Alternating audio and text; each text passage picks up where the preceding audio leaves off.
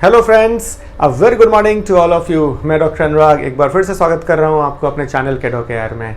आज का हमारा टॉपिक बहुत ही सिंपल है, लेकिन सिंपल होने के साथ साथ बहुत इंपॉर्टेंट भी है, खासकर इस सीजन में जहां पे डेंगू सीजन चल रहा है। हर घर में, हर क्लिनिक्स पे, हर छोटे छोटे नर्सिंग होम्स में, हर बड़े हॉस्पिटल्स में, बिग कॉरपोरेट्स में केवल और केवल डेंगू के केसेस ही देखने को मिल रहे हैं। अब इस कंडीशन में मैं आपको जस्ट इतना बताना चाहता हूँ कि कौन कौन से टेस्ट, सिंपल सी टेस्ट्स अवेलेबल है डेंगू को पकड़ने के लिए, एंड इन टेस्ट्स को कब कराएं।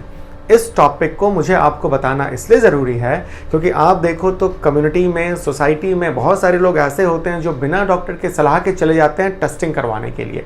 अगर आप डॉक्टर से एडवाइस लोगे तो ऑफ कोर्स वो आपको करेक्टली बताएंगे कि कौन सा टेस्ट करवाना है, लेकिन आप अगर अपने आप से चले जाते हो टेस्ट कराने तो आपको तो पता ही नहीं होता है कि डेंगू का कौन सा टेस्ट किस दिन कराना है। सपोज आज फर्स्ट डे ऑफ फीवर है तो कौन सा टेस्ट पॉजिटिव आएगा, कौन सा नेगेटिव आएगा। सपोज आज 5वां दिन है आपके फीवर का, अब इस 5वें दिन में कौन सा टेस्ट पॉजिटिव आएगा और कौन सा नेगेटिव आएगा, तो ये जानना आपके लिए बहुत ज़रूरी है। क्योंकि अगर पहले दिन आपने डेंगू का ऐसा टेस्ट करवा लिया जो कि 5वें-6ठे दिन के बाद पॉजिटिव आता है, तो पहले दिन तो वो नेगेटिव आएगा।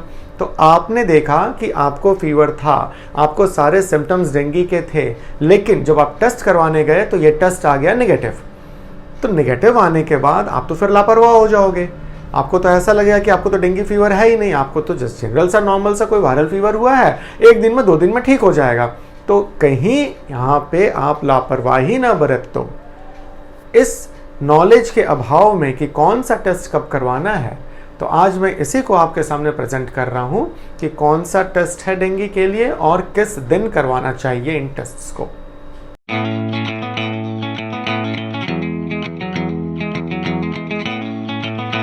जहाँ तक इस डेंगू टेस्ट का सवाल है, अभी मैं आपको बिल्कुल सिंप्लीफाइड वेज में बताने जा रहा हूँ कि कौन कौन सा टेस्ट आपको कराना है एंड किस दिन आपको कराना है।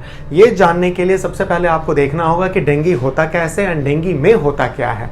तो डेंगू होता है एडिस इजिप्टाई से। अगर फीमेल मॉस्किटो ने, जो कि वायरस को कैरी कर रही होती हैं, अगर वो आपके स्किन पे पंक्चर करती हैं तो ये वायरस आ जाता है आपके बॉडी के सर्कुलेशन में। जिस दिन आपको फर्स्ट एपिसोड होता है फीवर का या हेडेक का, वॉमिटिंग का, कहने का मतलब जिस दिन फर्स्ट सिम्टम आपको नज़र आता है वहाँ से आपका डेंगू फीवर स्टार्ट हो जाता है। तो इंक्यूबेशन पीरियड में चूंकि वायरीमिया नहीं होता है तो आप वायरस आइसोलेट नहीं कर सकते हो। तो जिस दिन आपको फीवर आया है इट मीन्स अब वायरस आपके सर्कुलेशन में एंटर कर चुका है, एंड कुछ दिनों के बाद इस वायरस के अगेंस्ट एंटीबॉडीज़ का प्रोडक्शन शुरू हो जाता है, और ये फिर एंटीबॉडीज़ धीरे धीरे धीरे करके इस वायरल एंटीजन को क्लियर कर देता है आपके सर्कुलेशन में।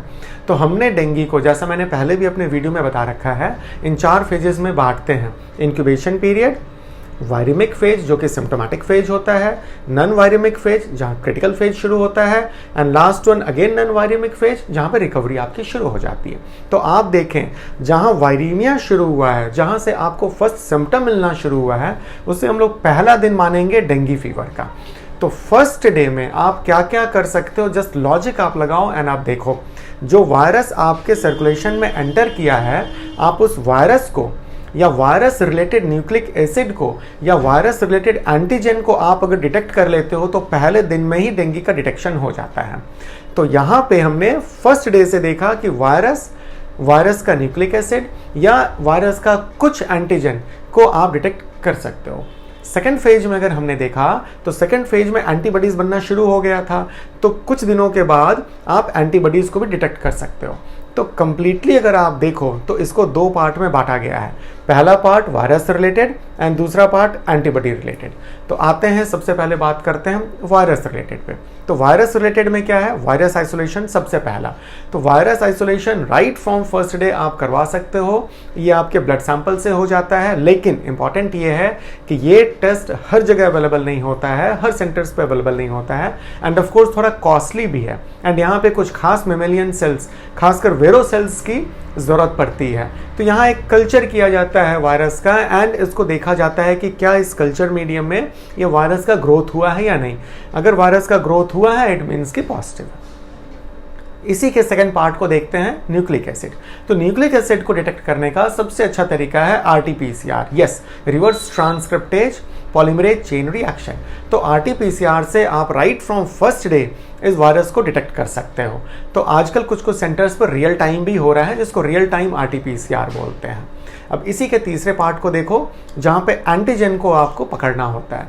तो एंटीजन के लिए खासकर ये आपका जो नॉन स्ट्रक्चरल NS1 प्रोटीन है, ये इंपॉर्टेंट है। ये भी आप right from first day detect कर सकते हो। तो NS1 एंटीजन, इसका किट इजीली अवेलेबल होता है मार्केट में, हर नर्सिंग होम में, हॉस्पिटल्स में, लैब्स में ये अवेलेबल है।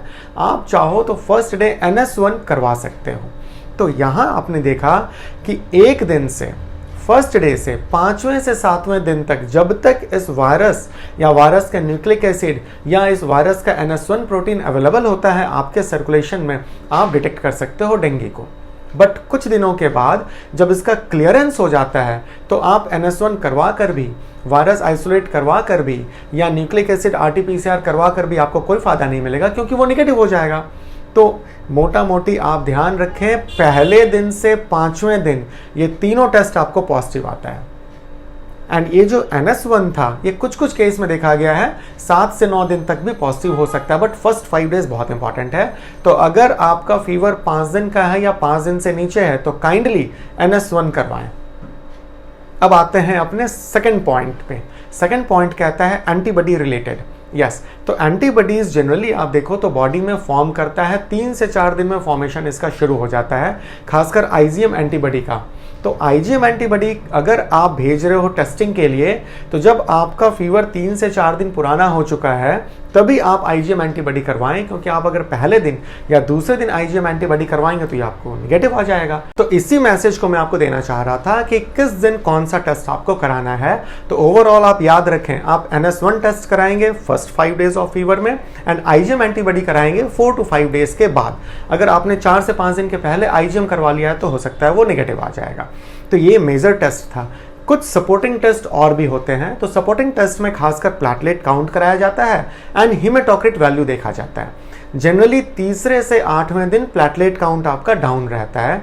तो याद रखें, पहले दिन या दूसरे दिन फीवर में आप अगर प्लेटलेट कराते भी हो, तो वो आपको नॉर्मली आएगा, जो कि 1.5 लाख से 3 लाख वैरी करता है। तो ऐसा ना हो कि पहले दिन का फीवर है एंड आप जाकर प्लेटलेट काउंट करवा लो, वो आपको नॉर्मल आ जाएगा एंड आप लापरवाह हो जाओ। ऐसा नहीं, प्लेटलेट जब भी कराना है तो 3 दिन के बाद कराना है। एंड ऑफ कोर्स अगर थ्रोम्बोसाइटोपिनिया आपको मिला है, तो अपने डॉक्टर की सलाह लें, उनसे मेडिसिन आप स्टार्ट करवाएं, एंड जहां तक पॉसिबल हो इस प्लेटलेट काउंट को मॉनिटर जरूर करते रहें। तो ये कुछ बातें थी डेंगू टेस्ट से रिलेटेड। आपके मन में अगर कोई प्रॉब्लम है, कोई डाउट है, तो आप हमें कमेंट बॉक्स में नीचे डाल सकते हैं। हर बार की तरह आपको आंसर दे दिया जाएगा। Thank you.